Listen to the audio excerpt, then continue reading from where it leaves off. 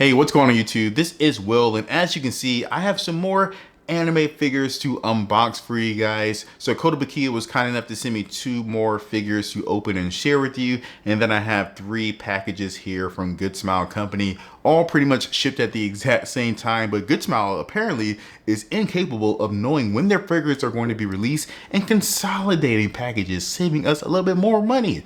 But that's a different video. This is what I have for this month. And then for my Amiyami March order, I actually decided to use C-Mail for the first time. So we'll see those figures in a few months. But until then, let's enjoy these figures, shall we? So let's get to unboxing. So starting with our Kotobukiya figures first, the first figure here is going to be Panda from Jujutsu Kaisen. This is his 1/8 scale ARTFX J figure. And I'm sure it's going to be absolutely great, because usually these ARTFX J figures are just pretty well done. I was really interested in seeing how this figure was going to turn out, because I don't think I had any figures of like animals. So let's see how it goes. So I was really interested in seeing how they were going to handle Panda's fur, and I would say they did a pretty convincing job with the sculpt and the paint job.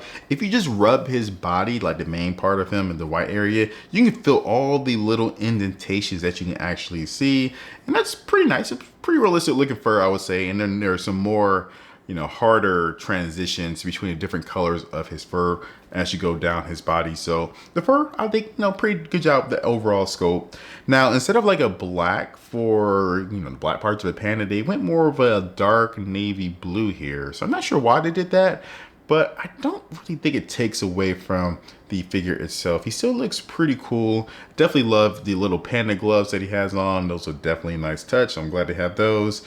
And I really do like the pose that he's in. And the good thing about this figure is that you don't need his base. So his base, a typical ARTFX J base here, and it's definitely not too big, I would say, especially for his pose. It's just a little bit wider than him, so it's not too big. But if I can save as much space as I can in my detail, I absolutely will. It might not look great because he doesn't have a base compared to all the other figures who do have a base, but if I can save space, I'll definitely take it. So, pretty cool figure here. Panda, not much of a character design himself, but I think Kotobukiya really did nail it. So, yeah, pretty cool. So for this next figure from Kotobukiya, this is the one I was most looking forward to in this video. It's going to be the Bishoujo statue of Megatron from Transformers. And a few videos ago, I did the Optimus Prime figure, and I absolutely loved her. But this is one I really wanted. So you know what, let's just go ahead and get her open. So here we have her out of the packaging, and the only thing that you actually have to do to put her together is attach a couple pieces to her cannon to complete it. It takes like 20 seconds to do, very easy. She comes pre-attached to her Decepticon base here, which is not too big. It's a very small base, so definitely appreciate that. And I just love how they translated the Megatron robot into this waifu figure. So the first design aspect that really pops out to me is going to be that belt buckle here. So you have that big yellow buckle itself, and then you have like red and blue buttons off to the sides, which are the same colors and patterns that you find on Megatron himself on his abdomen. So nice little touch there. And then you have the red lining of her jacket, as well as on the pockets, the same red that you have on Megatron himself, and on his sides, on his arms as well. So just how they translated all the different colors and aspects of the robot into this waifu figure, into her outfit, it's just terrific. And then of course you have the tie with the actual Decepticon logo on it, and the overall outfit, it's just terrific. I love this outfit so much. The skirt, the little blouse, whatever you want to call it. I'm sure, sorry ladies if I'm getting it wrong. The tie itself and the jacket flowing off of her shoulders just looks so good. And the pose that she's in, I absolutely love it. I would say I like this figure a lot more than Optimus Prime. I didn't think I would at first, but now that I have it in hand, I definitely do like it more than the Optimus Prime. And then she has this big ass cannon that she's holding. The Optimus Prime was a little bit more subtle. Of course, she had that little suitcase that kind of represented the trailer. Here they gave her the the canon itself, the whole canon. They didn't hold back or anything on that. So very dope figure. I mean, she looks super cute. I love her hairstyle itself. I'm a sucker for waifu with short hair, so definitely like that. And the hat is super cute. And yeah, if you're a Transformer fan, you like anime waifu, I don't see how you don't pick this figure up because it's absolutely terrific. Now jumping into our Good Smile figures, the first two are going to be some pop-up parades of Loyd and Anya Forger from Spy Family. And I'm really not into collecting, you know, pop-up parades too much anymore. But the only reason I got these was because of Loyd. And you guys know we're not going to be getting a lot of Loyd Forger figures, scale figures at least, that are going to be worth picking up. I think there's one out already, but I forgot who it's by, but it doesn't really look that great. So, you know, I was like, let me go ahead and get the actual pop-up parade of Loyd because he looks pretty decent and he's not too expensive. So that's why I got him. And I got little Anya here as well, just because if I get, you know, Loyd, I'm also get the entire family.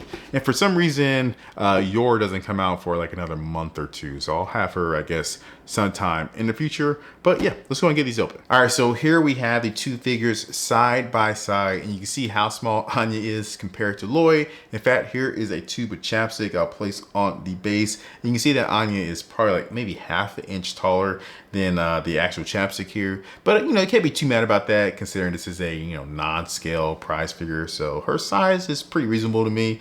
And yeah, I really do like these figures a lot. So starting with the bases, because there's been a lot of discussion on my figure collection with these new pop-up parades and their new bases. For me, I love these way more than the old hexagon bases. They just make so much more sense. The old hexagon bases, I mean, there were just too many colors flying around, and the bases themselves were absolutely huge and just way too big for the actual figures that they were supporting. This didn't make any sense. And because you have these smaller bases, you can put the figures closer to each other. So now Anya and Loyd, you know, and once I get Yor, they all look, you know, pretty close to each other when I actually have them displayed. So I really do appreciate that. So I don't think the bases look the best, but these are just pop-up parades. What do you expect from something that's not that expensive, right? So perfectly happy with these bases.